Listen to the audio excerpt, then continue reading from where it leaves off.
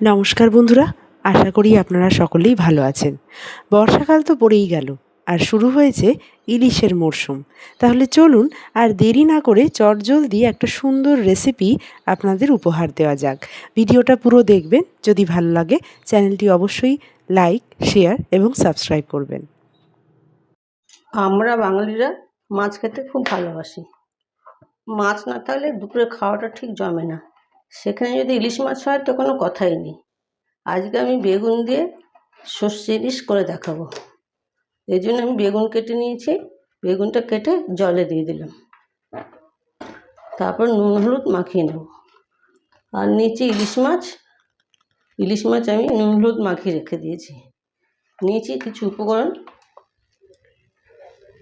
এখানে নিয়েছি সর্ষে, একটু টক দই আর কিছু কাঁচা লঙ্কা দিয়ে আমি সর্ষেটা বেটে নেবো একটু নুন দিয়ে। কড়াই বসিয়ে দিয়েছি, কড়াই গরম হয়ে গেছে। তেলটা গরম হয়ে যাওয়ার পরে আমি একে একে মাছের টুকরোগুলো দিয়ে হালকা করে ভেজে নেব।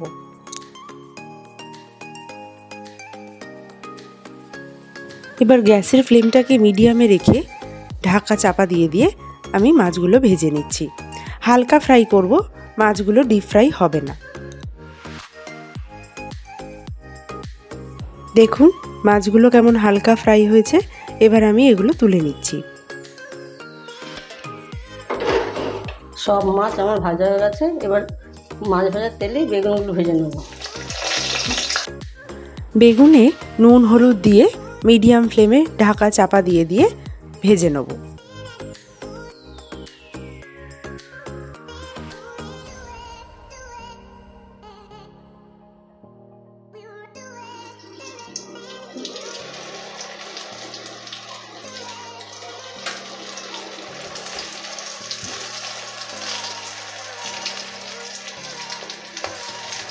বেগুনগুলো একটু লাল লাল করে ভেজে নেব।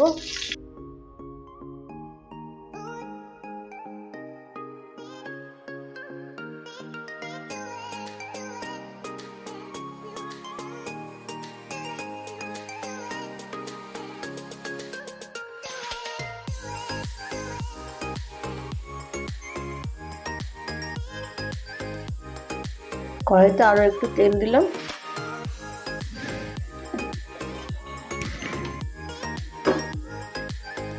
চেরা কাঁচা লঙ্কা দিয়ে দিলাম।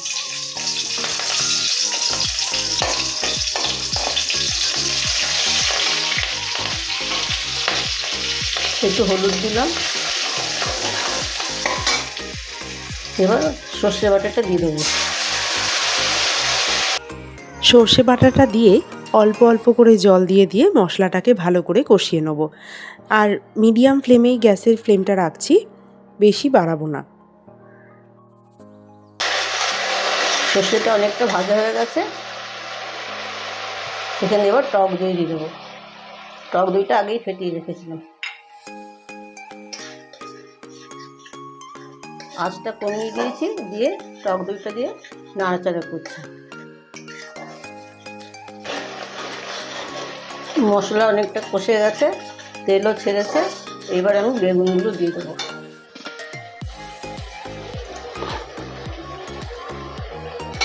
ভাজা বেগুনগুলো দিয়ে দিচ্ছি।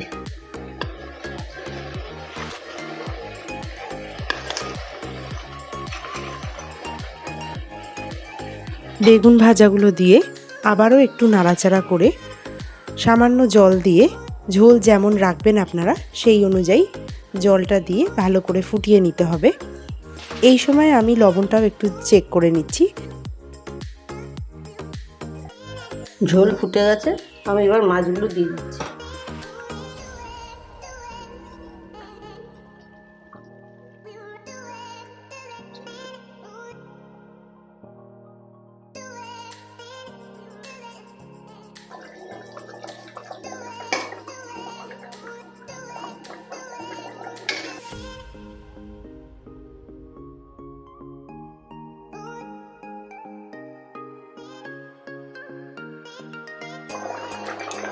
ভাজা মাছের থেকে অনেকটা তেল আর জুস বেরিয়েছে, সেটাও দিয়ে দিতে।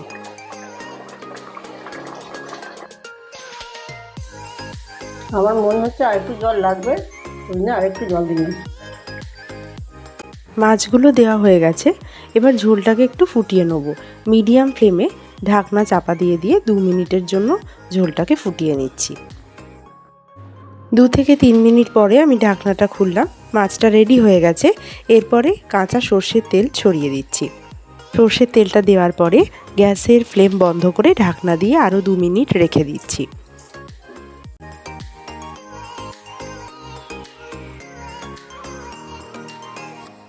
মাছ এবার নামিয়ে নিচ্ছি।